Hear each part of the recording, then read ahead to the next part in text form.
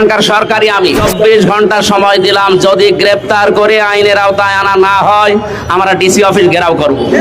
কুষ্টিয়ায় জামায়াত ও গণ অধিকার পরিষদের সমর্থকদের মধ্যে সংঘর্ষের ঘটনা ঘটেছে। এই ঘটনায় সাবেক গণ অধিকার পরিষদের সাধারণ সম্পাদক রাশেদকে গ্রেফতার করেছে পুলিশ। সকালে তাদের আদালতে পাঠানো হয়েছে। এদিকে আটকের খবর ছড়িয়ে পড়লে থানার সামনে জড়ো হয় বেশ কয়েকজন। পুলিশের গাড়ি থেকে আসামি ছিনিয়ে নেওয়ার চেষ্টাও করে তারা। জামাত এনসিপিকে গালিগালাজ করে কঠিন বিপদের মুখে গণ অধিকার ছেড়ে আসা রাশেদ খান। দুপুরে গণধুলাইয়ের মুখে রাশেদ খান, বিপদের মুখে বিএনপি সরকার। কুষ্টিয়ার 3 আসনের সংসদ সদস্য আমির হামজার গাড়িতে হামলা ও ভাঙচুর হয়েছে। এতে গাড়ির কাঁচ ভেঙে যায়, গাড়িতে থাকা আমির হামজার মাথায় আঘাত লাগে। গণ অধিকার পরিষদকে নিয়ে মুফতি আমির হামজার বক্তব্যের প্রতিবাদে 6 রাস্তার মোড়ে পক্ষের মধ্যে সংঘর্ষ হয়। এমপি সাহেবের গাড়িতে ইট মারছে, এমপি সাহেবের গাড়িটা ভেঙে গেছে, আপনারা দেখতে পারেন।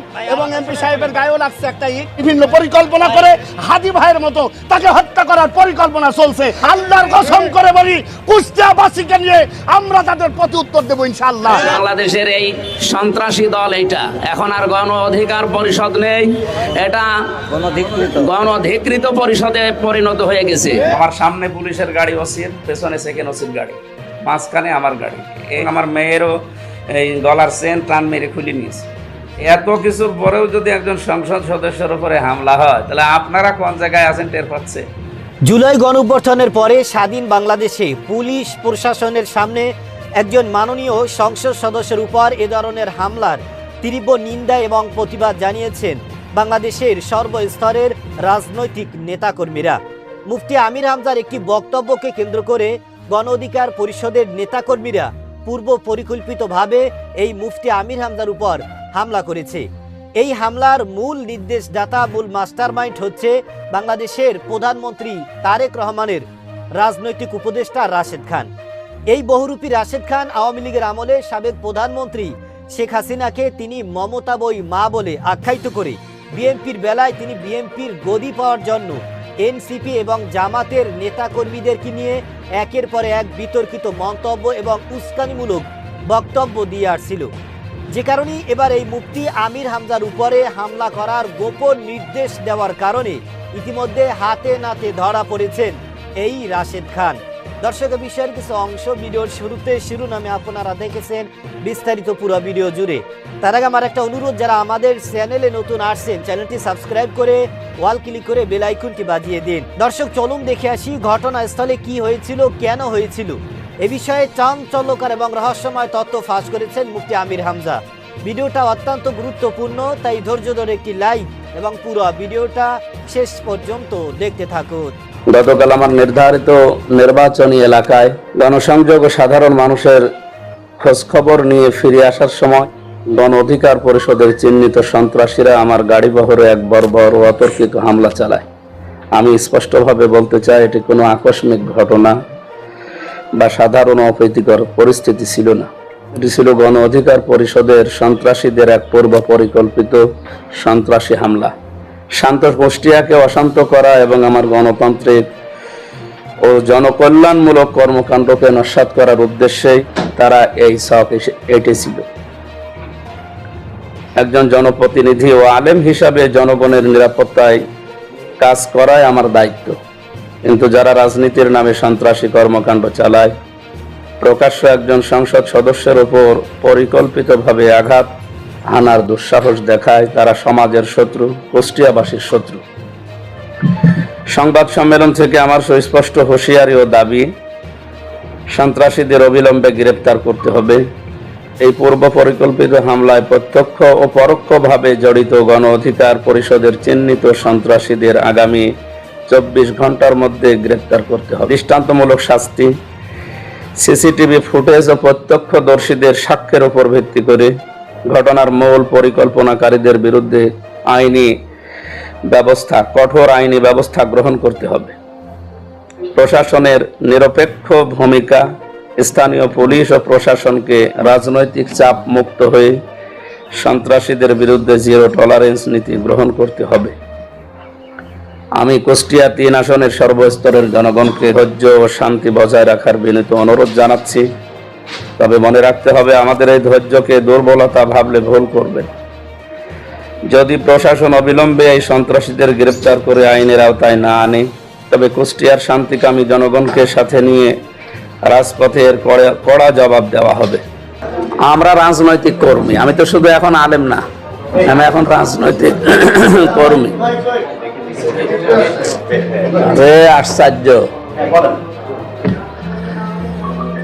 প্রথম বিষয় হচ্ছে ওনারা আমার যে বক্তব্য খণ্ডিত যেটা নিয়ে মানে জমা হয়েছে এক জায়গায়, আমার নামে যে সমস্ত উস্কানিমূলক আমার মা বাবা তুলে গালিগালাজ করা আমার দল নিয়ে, এই কথাগুলো তো আমি প্রথমে আরম্ভ করি নাই। কথাগুলো প্রথমে আরম্ভ করেছে তারা, বিশেষ করে যাদের নাম নিয়ে তারা এই ব্যানার ছাপিয়ে আমাদের নামে দাঁড়িয়েছে। আমি তাদের নামও নিতে চাই না, কারণ আমার নাম নিতেও কেমন লাগে। এই মানুষগুলো প্রথমে আমাদের দল নিয়ে, বিশেষ করে আমার নাম নিয়ে তারা যে সমস্ত প্রপাগান্ডা ছড়িয়েছে আর মিথ্যা তথ্য জাতির সামনে দিয়েছে আমার খণ্ডিত বক্তব্য নিয়ে। আমি তাদের দল নিয়ে বা তাদের নিয়ে কি বলেছি, আমি একটা উদাহরণ দিতে গিয়ে বলেছিলাম বহু দল আছে এমন যে দলের সভাপতি সেক্রেটারি ছাড়া সেরকম আর লোক নেই। এমনকি সভাপতি সেক্রেটারি অন্য দলে চলে যায়, সে দলের আর কোনো অস্তিত্ব থাকে না। এই কথাটা মিথ্যা কি আর এর ভেতরে কম বেশি কি? অথচ ওনারা আমার দলের নাম নিয়ে গুপ্ত মুপ্ত এমন কোনো শব্দ বলে নাই, আর আমার নাম নিয়ে তো উল্টাপাল্টা বলেছে। সেই জায়গায় আমি আসরের মনে হয় নামাজ পড়ার পরে ইসলামী ভার্সিটির পাশে যেখানে ছিলাম ওখান থেকে আসতে আসতে শুনলাম ওনারা যে কাজগুলো করেছে, আসলে এগুলো এই যে আমার লিখিত বক্তব্যে আছে, এগুলো পূর্ব পরিকল্পিত এবং সবগুলো সন্ত্রাসী কাজ। আমাকে মেরে ফেলার হুমকি ফেসবুকে দিয়েছে, এমনকি লাইভ করি। এই যে সিয়াম শেখ না কি যেন নাম, সিয়াম শেখ না, ওর বানান দেখেছেন? শেখ বানান তো হয়নি, সিয়াম শেখ। তার মানে ওর লেখাপড়ার দর কতদূর বোঝা, যেগুলো টোকায়। এদেরকে দিয়ে এই সমস্ত দলের নাম নিয়ে পেছনে যারা আছে অবশ্যই প্রশাসন খুঁজে তাদেরকে বের করবে। ছাত্র দলের যে ছেলেটার নাম দেখা যাচ্ছে সামনে, সম্রাট নাকি যেন দেখলাম, এরকম কয়েকজনের ভিডিও ফুটেজে যাদের নাম এসেছে, আমি রাত্রে যেয়ে ভিডিও ফুটেজ দেখে দেখে এবং যাদের ছবি সামনে আমার গাড়িতে হামলা করার, আমার কাঁচ ভেঙে দেওয়ার, ইট মারার, এমনকি সে পাথরও গাড়িতে এখনো পড়ে আছে, 3টা কাঁচ ভেঙে গিয়েছে। এইগুলো দেখে দেখে আমি মামলা দিয়েছি। কিয়ামতে সব কিছু জিজ্ঞাসিত হবে, যেন জামাত ইসলামী বাংলাদেশ এবং আমি, কারণ আমি মিথ্যা প্রপাগান্ডা ছড়াইনি, এই সংবাদ সম্মেলন করি এবং কালকে থেকে পর্যন্ত আমরা জানি সব কিছু একজনের কাছে জবাব দেওয়া লাগবে। তো অনেকেই দেখে মিথ্যা ছড়াচ্ছে আমাদের নামে, আপনারা সত্যটা তুলে ধরবেন ইনশাল্লাহ। পুলিশের ভূমিকা নিয়ে একটু বলবেন এবং আপনার জীবনের নিরাপত্তা। পুলিশের ভূমিকা একেবারে নীরব। আমার সামনে পুলিশের গাড়ি ওসির, পেছনে সেকেন্ড ওসির গাড়ি, মাঝখানে আমার গাড়ি। 15 থেকে 16 জন পুলিশ ছিল 2 গাড়িতে। এত কিছুর পরেও যদি একজন সংসদ সদস্যের উপরে হামলা হয়, তাহলে আপনারা কোন জায়গায় আছেন টের পাচ্ছেন? সুতরাং এই জেলার, আমি বলবো এই জেলার প্রশাসন নিষ্ক্রিয় এবং তারা ব্যর্থ। একটা সংসদ সদস্য এবং আমার মেয়েরও এই গলার চেন টান মেরে খুলে নিয়েছে। যেখানে এমপির মেয়ে নিরাপদ না, তারা পথে ঘাটে হামলার শিকার হয়, তাদের জিনিসপত্র ছিনতাই হয়, তো সেখানে সাধারণ মানুষ কি অবস্থা আসে জেলায়? দর্শক, আপনারা জানেন মাননীয় সংসদ সদস্য মুফতি আমির হামজা, যিনি জনগণের নির্বাচিত সংসদ সদস্য এবং তিনি হাজার হাজার প্রায় 55,000 ভোটে তিনি কিন্তু জয়যুক্ত হয়ে মাননীয় সংসদ সদস্য হয়েছেন জামাতের পক্ষ থেকে। এই মুফতি আমির হামজা শুধু একজন মাননীয় সংসদ সদস্য নয়, বরং তিনি একজন আলেম, তিনি একজন কোরআনের তাফসীর। তিনি কিন্তু বিভিন্ন সময়ে বিভিন্ন বক্তব্য দিয়ে আসছিল এবং বিভিন্ন ওয়াজ মাহফিলের মাধ্যমে তিনি কিন্তু মানুষকে দ্বীনের দাওয়াত দিয়ে আসছিল।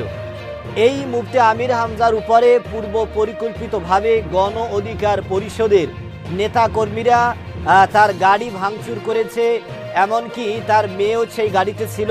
সেই ছোট মেয়ের গলা থেকে চেইন কিন্তু তারা সেখান থেকে ছুড়ে নিয়ে গিয়েছে। এটা কিন্তু আসলেই খুবই দুঃখজনক, কারণ জুলাই গণঅভ্যুত্থানের পরে একটা স্বাধীন বাংলাদেশে একটা মাননীয় সংসদ সদস্য এমপির বেলায় যদি এ ধরনের পরিস্থিতির শিকার হতে হয়, তাহলে আপনার মতো আমার মতো সাধারণ মানুষের নিরাপত্তা কোথায়? যেখানে মুফতি আমির হামজা নিজের মুখেই তিনি স্বীকার করেছেন যে আমার গাড়ির সামনে একটা পুলিশের গাড়ি ছিল এবং আমার পিছনেও একটা পুলিশের গাড়ি ছিল এবং প্রথম পুলিশের গাড়িতে কমপক্ষে 15 জন, পিছনের পুলিশের গাড়িতেও কমপক্ষে 15 জন। 30 জন পুলিশের মাঝে একজন এমপির গাড়িতে দিবালোকে প্রকাশ্যে হামলা করা হয়েছে, তার গাড়িতে ইট নিক্ষেপ করা হয়েছে এবং সেই গাড়িতে যেই ইট নিক্ষেপ করা হয়েছে সেই গাড়ি ভেদ করে তার মাথায় সেই ইট লেগে গিয়েছে এবং তার মেয়ের গলা থেকে চেইন ছিনতাইকারীরা টেনে হিস্টে নিয়ে গিয়েছে। এটা দিবালোকে প্রকাশ্যে এ ধরনের ঘটনা ঘটানো হয়েছে। দর্শক, নির্বাচনের আগে বিএনপির সরকার এবং বিএনপির নেতাকর্মীরা তারা প্রতিশ্রুতি দিয়েছে যে বাংলাদেশে নির্বাচিত সরকার আসার পরে বাংলাদেশের প্রশাসন এবং পুলিশ এবং রাজনৈতিক নেতাকর্মীরা সহ বাংলাদেশের পরিস্থিতি অনেক সুন্দর এবং স্বাভাবিক হয়ে যাবে। কিন্তু নির্বাচনের পরে যেখানে দেখা যায় মাত্র 6 মাসের মধ্যেই প্রায় 7 থেকে 8 জন এমপির উপরে এ ধরনের হামলার ঘটনা ঘটানো হয়েছে। আর এনসিপির যে সমস্ত নেতাকর্মীরা, বিশেষ করে নাসির উদ্দিন পাটোয়ারি, তার উপরে তো দিনের পর দিন হামলা হইতেছে। কারণ একটাই, তারা মানুষের সামনে দিবালোকে প্রকাশ্যে অন্যায়ের বিরুদ্ধে, দুর্নীতির বিরুদ্ধে, অপরাধের বিরুদ্ধে তারা সরাসরি প্রতিবাদ করেন। যে কারণেই এই ঘটনায় গণ অধিকার পরিষদের যে সমস্ত নেতাকর্মীরা রয়েছে তারা কিন্তু সরাসরি দায়ী। এবং মুফতি আমির হামজা গণমাধ্যমে সরাসরি তিনি কড়া বার্তা দিয়েছেন 24 ঘন্টার মধ্যে এই ঘটনার সাথে যারা জড়িত, যাদের ইন্ধনে, যাদের পরামর্শে পূর্ব পরিকল্পিতভাবে এই ঘটনা ঘটানো হয়েছে তাদেরকে যাতে করে গ্রেফতার করা হয়।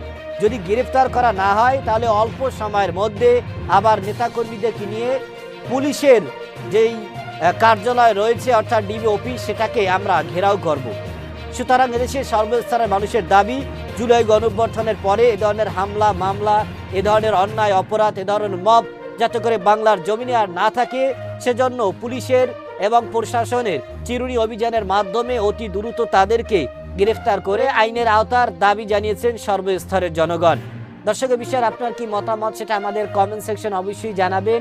আজ এ পর্যন্তই। সুস্থ থাকবেন, ভালো থাকবেন। দেখা হবে আগামী কোনো ভিডিওতে, কথা হবে নতুন কোনো বিষয় নিয়ে। সে পর্যন্ত ভালো থাকবেন। খোদা হাফেজ।